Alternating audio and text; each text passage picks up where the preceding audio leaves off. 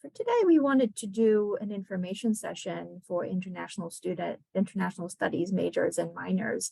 Having your goals in mind and knowing how important study abroad is for you guys. Today's session is for sophomores who are going through the application process with the Office of Global Education. It may be helpful to freshmen as well, students who will be coming into that process next year.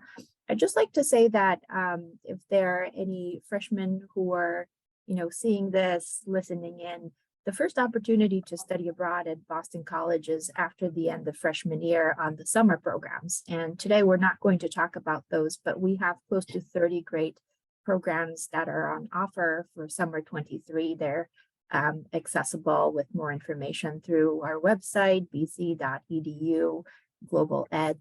And today we're going to talk about semester and year programs. And I made this slide just because I wanted to introduce myself as the advisor who manages programs in all of these regions: Asia, Africa, Southeast Europe, and the Middle East and North Africa. That's a lot. I am a walking encyclopedia, and I have been seeing a lot of students, and I'm prepared to talk about any aspects of all of these programs. A very special program in my portfolio is BC and Croatia War, Peace, and Reconciliation. And today we have Petra Taylor with us, one of the program directors and faculty who teaches in Croatia. So we like to spend some time talking about that program. And of course, our host, Professor Owens, who has taught on the Croatia program. But before we go to Croatia, I want to see if we can do a more general kind of study of what these programs are. Today, we wanted to talk about boutique programs or niche programs, programs that are not very large, programs that are usually set around a topic or a theme, programs that we think may be of interest to international studies majors and minors. After all, you're really studying so that the world can be your oyster, and even more. There's very high expectations of you. You're kind of training in your area of concentration. And maybe these are the topics that you're looking to hit when you're abroad. Maybe you're looking to do some independent research, what may lead to a thesis or just more advanced courses at BC your senior year. And so we kind of want to broaden your scope and have you think outside of that West European region where a lot of Boston College students study, because we know that you have the preparation to go outside of your comfort zone. And we think that, you really want to push yourself to have that transformative experience and stand out when you're applying for graduate school, or you are looking to take some time after BC and kind of be competitive in job interviews in your field. And so it's really important to find a program that will serve that interest and those goals. And here are some questions that are kind of more general, but we recommend that students kind of introspect on. What are your goals, your academic goals, especially? What courses are you hoping to take? I know that as international studies majors, students are typically able to do one or maybe two courses, Professor Owens, that will count towards towards major electives, typically, or major requirements. So you actually have more of a green light here at Boston College to go ahead and do that. You're actually encouraged to look at programs abroad and kind of as you work on your BC curriculum.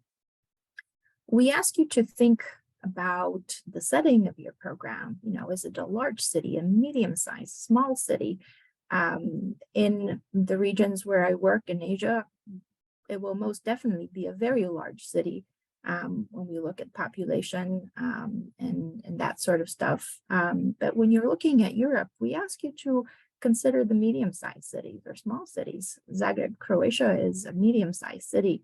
It's a great place to study because you really get to connect with the culture and the people in a way where you can't do in a very large city where there's a lot going on. And then we're going to see programs in Africa today. Some of them are, in very small rural settings, and that's also very valuable. So you have to think about your comfort zone and your goals.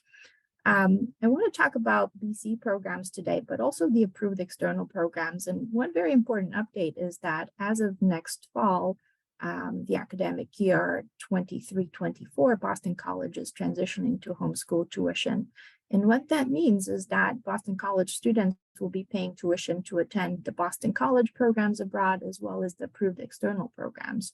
And what I'm most excited about is that this is going to make many of those provider external programs accessible to students who receive a good amount of BC financial aid, where in the past they haven't been able to broaden their scope and look outside of the large BC programs for financial reasons. So I think that's really good news. And something to be said about these external programs, they're all very well vetted by our office.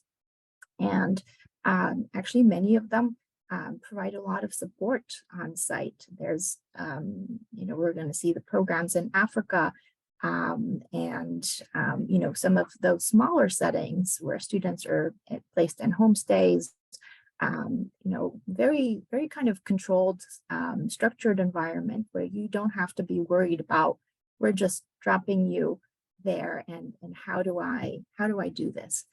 And then here we also want to talk about cost and whether that's a deciding factor with their funding opportunities. And here I'll mention one big name, the Fung Fellows Program, which supports Boston College students on Boston College programs throughout Asia, which is a very prestigious opportunity. And that will allow you to network with some of the top students across institutions that have Fung Fellows programs. It also comes with a $10,000 prize. So that's further incentive for students who are leaning into Asia and considering these options. There are also prestigious awards, and many of you have also come to learn about programs like the Boren National Security Education Program, a program that I coordinate at Boston College, and we're now working with sophomores who will submit applications by January 3rd. So if you haven't gotten in on that yet and you're hoping to study a critical need language abroad next year, now's a really good time for us to meet and work on your application. So here we're going to start, and I'm going to ask Professor Owens to kind of keep me on time as we go through. But here I want to start in Asia, and my region is vast, and I work in Asia, Africa, the Middle East, and then I come into Southeast Europe, where we connect with that continent. Here you're looking at Boston College programs in Asia, and there are a few programs that I promised to spend some time on today, thinking about those very unique ones, or the boutique programs. Right in the center of your screen, you're going to see BC and Kathmandu, the Center for Buddhist Studies at Rangcheng Yeshe Institute, affiliated with the University of Kathmandu. This is a very special Boston College program. It's very small, and I frankly have to say this is one of my most favorite and unexpectedly unique programs. As you can tell, it's a program in Buddhist studies, so you need to make room for it. This program has a limited number of courses that students can take. Most of them are can transfer in as philosophy electives, maybe working with theology, and maybe international studies will support some of these courses. But this is a unique setting. Students are based in a Buddhist monastery. One of the courses is taught by a Buddhist monk in Tibetan with interpretation into English, homestays with either Nepali or Tibetan families in Bodhanath, which is a great pilgrimage center just outside of Kathmandu. And we have a resident director on site there, believe it or not. That's Father Greg Sharkey, who is not only a scholar of anthropology of the Himalayan region, but he's also a Jesuit priest, and he's there to accompany students through that experience. And you can expect that extension of our BC tradition as you're studying Tibetan Buddhism. Can I say one thing about this is Professor Owens, the Director of International Studies. We send students to Nepal, and it's not uncommon, even though it's a quite small program, but if you're an ethics and social justice concentrator or a global cultures concentrator in particular, those are really good classes, and you should be able to bring back both of those.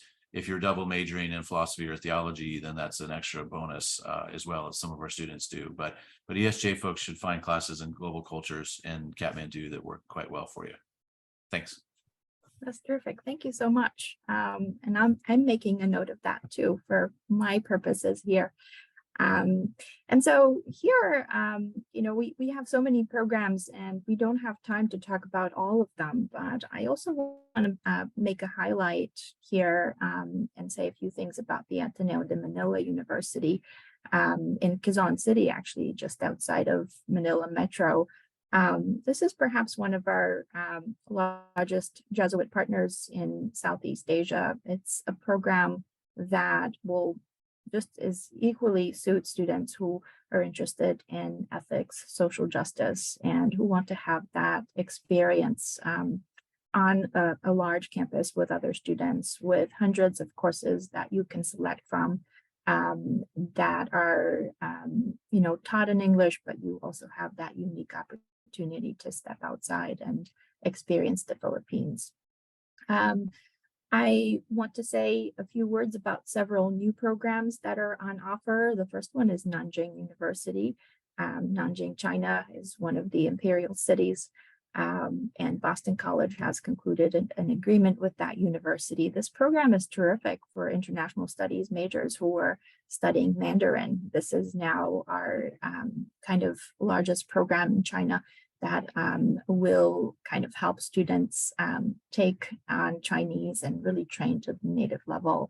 The program is also suitable for beginners, and it offers English instructed courses as well as the Mandarin coursework and much more.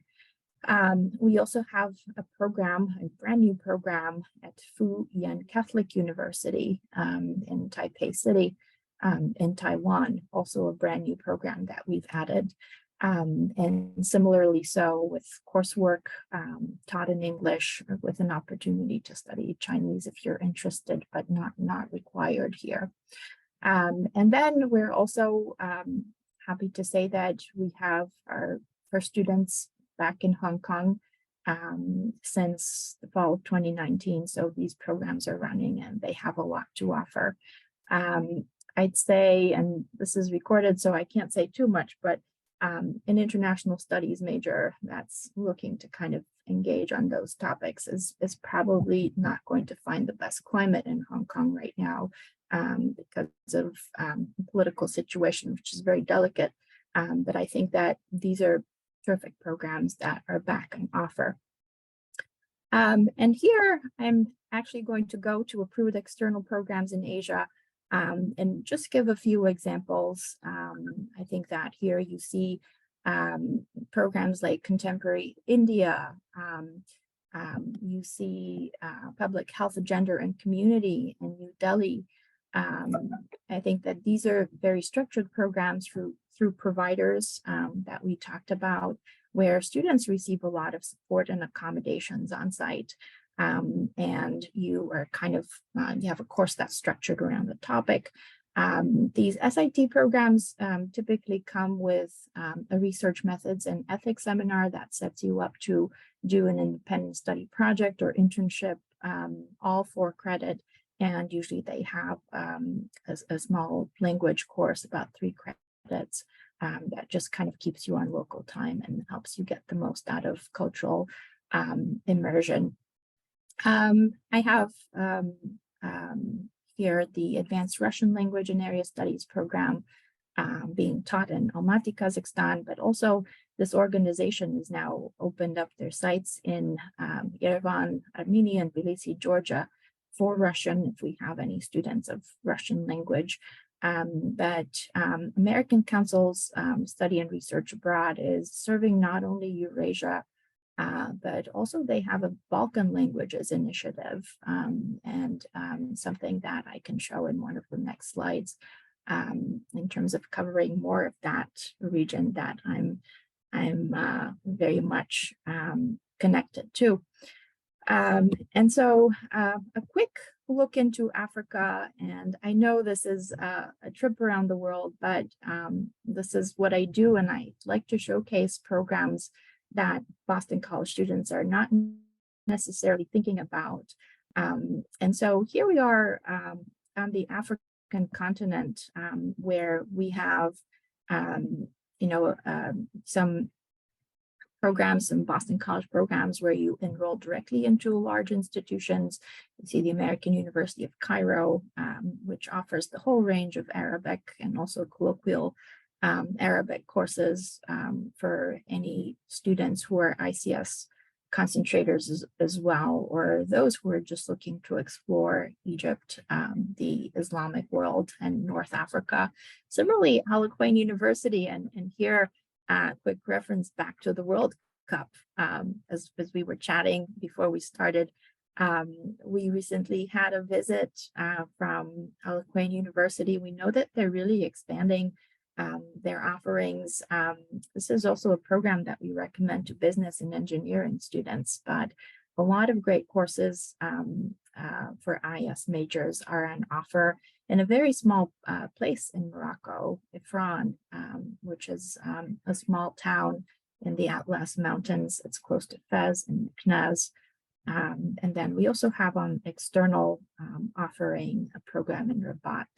These would be great for Arabic with, again, the full range of modern standards, maybe colloquial if you're interested in the dialect of Morocco in Northern Africa. And then all the way south to South Africa, we have two great programs in Cape Town with the University of Cape Town, and also BC and Makanda, formerly Grahamstown, Rhodes University. These are two of South Africa's and Africa's largest research universities.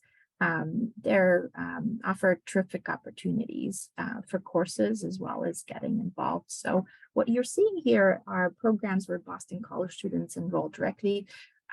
They live in residence halls on campus or arranged apartments in Cape Town, something that we arrange for you, and really an opportunity to be with other students in the classroom and share perspectives and be in very large universities and kind of juxtaposing our external programs in Africa, which I talked a little bit about earlier.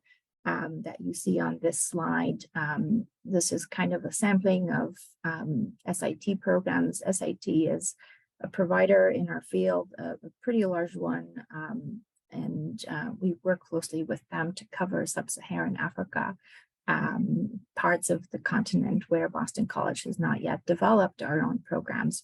But these are really these boutique programs that are set around topics, and you see here Kenya, Global Health and Human Rights.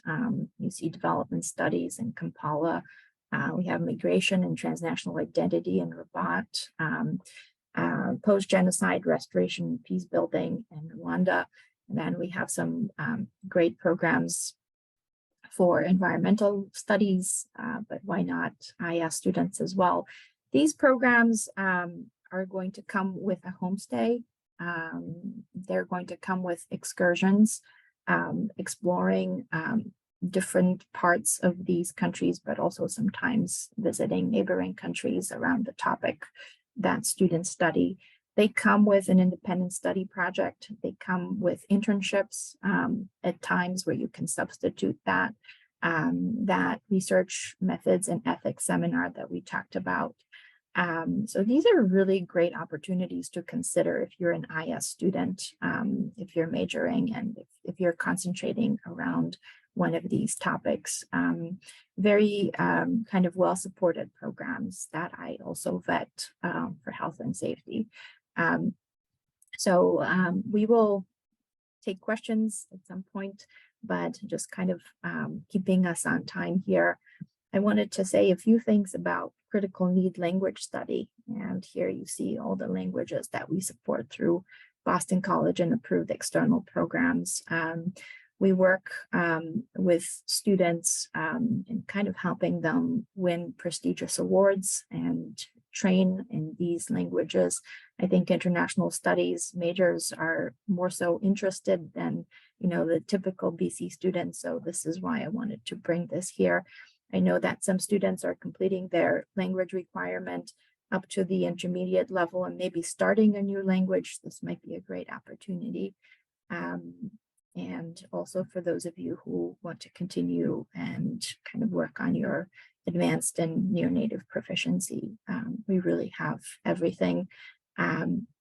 And whatever is not in our offerings, if a student is looking for a very special program, we also have a petition process through the Office of Global Education where we can find you specifically that program around the topic or with language study that may not be supported at a given time.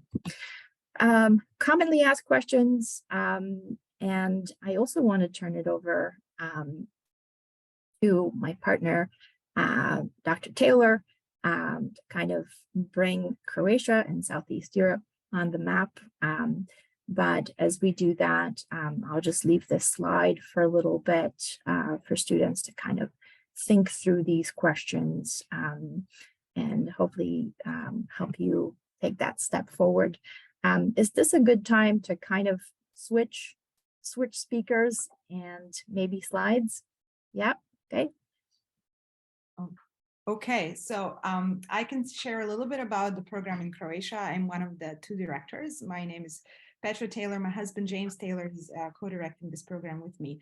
I am from Croatia. I grew up here. A lot of the background of the topics of this program has to do with also my, not just academic interests, which is comparative literature and cross-cultural studies, but also my personal experience. I lived through war in the 90s in Croatia, which is actually, if you look at the map, in the middle of Europe. And so this was during my lifetime. And so a lot of what we do in the program is explore, how does war and conflict and violence affect our lives in all spheres of our lives? So not only, politically, certainly that too, geopolitically, but also interpersonally, socially, culturally, and how do we move forward from that? And what is violence and what is peace and so on? So we look at it in very practical ways. I end up being the director who takes students into culture. I have a lot of contacts, a lot of friends in various circles of the culture, not just in Croatia, but in the rest of what's former Yugoslavia. In religious communities, Muslim, Orthodox, Catholic, we visit all those communities. So I end up being that guide. James, my husband, my co-director, he's a philosopher. So you spend a lot of time with him exploring ideas and theories of peace building, of violence, exploring really difficult questions. How do you care for another and for yourself? And how do you interact on political levels, on social levels, on spiritual levels, and so on. As we talk about Africa and Asia, I just want to mention, why is Croatia interesting for this, and why what happened in my life happened? Well, a lot of that comes from our geopolitical position throughout history of Western civilization. Croatia is as far as you will go sort of into a Western, which often means Catholic country. We are now the border again of the West and the East, because we just entered the EU fully with Euro, with Schengen zone, if that means anything to you. So we've often been sort of the forefront of that Western movement. This meant that we were at the border of East and West in Europe for thousands of years, really. The church split between the Orthodox and Catholic Church happened here. This is how far Muslim empire, Ottomans came into Europe. Croatia has a very strange shape if you look at it. This is because how far Islam came into Christian lands, Orthodox and Catholic. So again, we're a border. So we constantly end up being this borderland in a border culture, and this really formed the spirit of the place. It gave us a lot of resources actually for dealing with conflict. You will, by coming to our program, learn what does it mean to live with somebody who's really different than you, in spite of the fact that we have had in the last 200 years a lot of conflicts, and that's because of the changes politically. Empires disappeared, these religious structures disappeared, and new nations are being born here. We've tried communism, we've tried democracy, we've tried everything. In spite of all of those changes, when you look at it, there's hundreds of years of living, Christians and Muslims living together, Catholics and Orthodox living together. So we look at these paradoxes, what are these border places? What do they produce? They produce some really rich traditions, and they also show us all of the struggles that we have as human beings and societies. So by coming to Croatia, you end up being kind of in Europe, but also in some other Europe, unexpected Europe. It's also gloriously beautiful because we have 1,100 islands in the Mediterranean, if I might say that.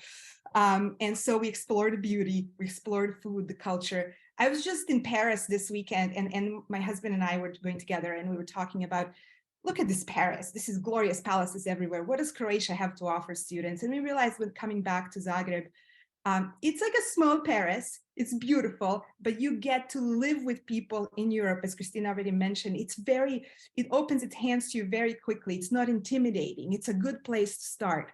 And then we encourage our students on those 3-day weekends, go to Paris, go to London, go to Budapest, go to Vienna. Like Budapest, Vienna, Venice are all 4 hours driving, very centrally located. So feels comfortable, you feel very quickly at home, and it's easy to launch in maybe some places. So for those of you who are thinking, maybe I'm not ready to be in an overwhelming big city, it's a really good choice.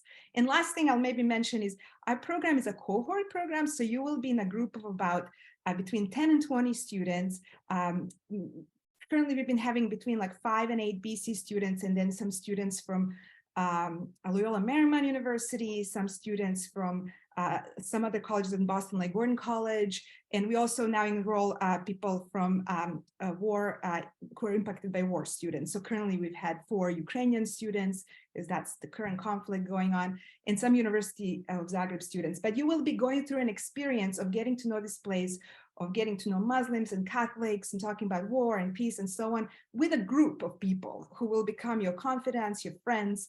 You will live in apartments downtown in Zagreb and on an island of Vis for 3 weeks with those people. So it will not be homestays, but you will build your own home in these cities with other people. And we will be your guides on our campus. We have a campus in Zagreb where you will eat, where you meet with faculty. We have a lot of guest speakers. So you will get to live in this city. Our goal is that you live as close as how Croatian students and Croatians live in this city. So maybe I'll stop here. That's great. Thank you so much, Dr. Taylor, and thank you, Christina, especially. Did you have anything to wrap up with, Christina, or should we go to take questions? Not hearing you yet. Yeah, thank you so much, Eric. I want to say a few words about the applications which are due now, January 5th. 2023, we cannot accept any late applications, so they need to be submitted before midnight on January 5th. In order to be set up to work on an application, students must have completed a Study Abroad 101 meeting. The last one this fall is going to be offered tomorrow on December 15th. And after that, we're not going to be offering any more Study Abroad 101 sessions. So this is the last call and reminder and opportunity for students to come to our office, attend a 101, and then get their application set up so that you can submit it by the deadline. As part of the application process, students choose 6 programs or 6 options on their application. Could be the same program listed with 2 terms or 3 if you were to select academic year, fall, spring. And so myself and my colleagues, the program managers at the Office of Global Education, are available to talk to you about strategy. I think a lot of students are asking, how do I list these programs? How do I know if I'm going to get in? It's tough. You already know that we are required to balance the numbers of students who study abroad in the fall and the spring. Students who are thinking of studying abroad in the fall will probably have some advantage in being able to place into programs that they list toward the top of their list. So that's all coming together, and it's a good time to kind of get those questions answered by scheduling meetings with us. We are opening group meetings. I am advising through the end of next week here in the office, but we'll be accommodating virtual appointments for those of you who are at home already. So these are a few important reminders to bring to the table. So I'll stop here. Great, thank you so much. This is really helpful, Christina. Thank you, Petra. Do you have questions that we can ask? They can be general or specific about any of the programs or any of the processes, or about the IS major or minor. Yeah. For the SIT programs, is it similar to like a cohort where you're traveling with the students that are a part of it, like wherever you go and like through school and life? Yes, the SIT programs are typically smaller in size. I think that depending on the location, they're going to be anywhere between maybe 7-15 students, maybe a little bit more. But these programs travel, and it's a group that needs to be on the road together, so they can't get too large. But there's plenty of room on those programs. BC tends to cap external programs at 5 students per semester, so that's to be noted. But in reality, we're not going to have 5 students going to Rwanda. And so these are pretty safe choices. And we like to see more students going to Africa. We like to see more students going to Asia and the Middle East. And so we really encourage you, and think bold, and don't worry too much about, am I going to get in? I think just leave that up to us, and it's going to be good, I promise. But yes, your question was about structure. These students are mostly coming from colleges and universities across the United States and coming together as a group. So very similar to what we described in Croatia, but the Croatia program is BC students only. So you're within your BC cohort taking courses that are designed specifically for you. With the SIT programs, you can expect students from different universities, but you kind of may have different topics of interest, and so you have an opportunity to customize some of the courses and placements as you go along. Yeah, I'll say that it's very uncommon for international studies majors to not be able to take 2 classes back as electives from study abroad, regardless of where you are. This is just kind of anticipating questions. We work really hard to have a capacious view of what classes might count towards your electives. You just have to keep in mind that your electives have to be related to your concentration, not just international something or other all the time. So it could be that sometimes your classes there would count toward one of your IS core courses, like upper level economics course or comparative politics course. But also usually it's electives that we take over. In some occasions, we'll teach one of our IS core courses abroad or one of our electives directly, like in Croatia. I taught essentially Arab, ethics, religion, international politics in Croatia. Next year, we'll have classes on philosophy and peace building that will be BC courses that come directly in as BC courses. So it varies a little bit, but you'll almost always be able to take 2 classes back for your IS major. Any other questions we can help with? For the Croatia program, 1, you were very convincing, and 2, you were talking about travel, like on the weekends. Would that also usually be, is that more independent? Is that usually with the people, like the small group you're with? Is it organized, that sort of thing? Yes, so I was mentioning the travel on the weekend the students tend to do on their own.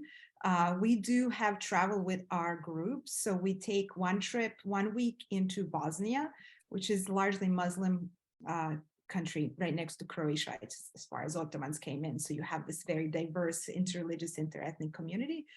And we talk a lot about interreligious dialogue there, and war was there pretty severe in the 90s. And so such an interesting place because, 4 years before the war, we had the Olympics there, which is like the sign of peace. So we explore those things there. And then we have another trip we all take together into Eastern Croatia, where the war was at the same time. There were like two wars going on between Croatia and Serbia. And we go into Serbia, and Serbs are seen as villains, and they're Eastern Orthodox, and Croatia's Catholic. So we do a little bit more with that. So there are trips. And then in our program, I don't know if you already know this, I'm sorry if I'm repeating it, but we also spend, when BC faculty join us, if you come in fall, you will start a program on the island of Vis in the Adriatic, in the Mediterranean. So we're on Vis whenever it's summer and nice and warm, and the faculty join us. So we spend there a month of, starting in fall semester in August, or last 3 weeks of May, we spend on the island of Vis. So our program is mostly in Zagreb, but with travel. But the travel I was talking about into these locations is students do it on their own. We have class when we in Zagreb, which is 2/3 of the semester, Monday through Thursday, and then students on Thursday afternoon, Friday, Saturday, Sunday tend to travel a lot. And you have these affordable airlines, Ryanair. You can look it up. Any program in Europe, you can use that. It's like you can go to Paris for $30. But also buses, trains, and so on. So that's the travel I was talking about. So we take you kind of to places you might not know how to go to yourself, and then let you go, to Western Europe on your own.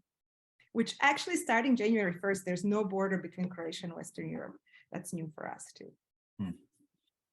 That's great. Yeah, and having taught there, myself twice, I can say that the big distinguishing factor among some other places is the cohort size. It's a relatively small group, which means you're together a lot. So there are some modest downsides of like not being thrown into a giant university in the center of Cairo or something like that. But it has a lot of really important upsides to it, of community and the opportunity to travel together for academic reasons to Sarajevo and things. You can't do that when you're a group of 100 or 50 people or something like that. You do that in small groups, and then you still have the liberty to do what you want, but it is a more intimate group. But you really get deep dives into the culture as a result, because of James and Petra's hospitality and the way that they run the program. You'll really have a great opportunity to learn about the region and to spend some time traveling too, if you want. So, and the beach is amazing. I put a link to Vis on the chat there, and you should look at pictures. It's as good as it looks. Good. And we have students who went both in fall and spring this past year, who would be happy to talk to you if you want to learn more about it. You can drop us a note. Any of the three of us can connect you with students who were there over the past academic year. Yeah. Any other questions we can help with before we cut off? All good. Thank y'all so much. This was very informative. Good. Thanks for joining us. It's a pleasure. Good luck on your exams and everything. Thank you, Christina. Thank you, Petra. I'll stop the recording here just in 1 second. But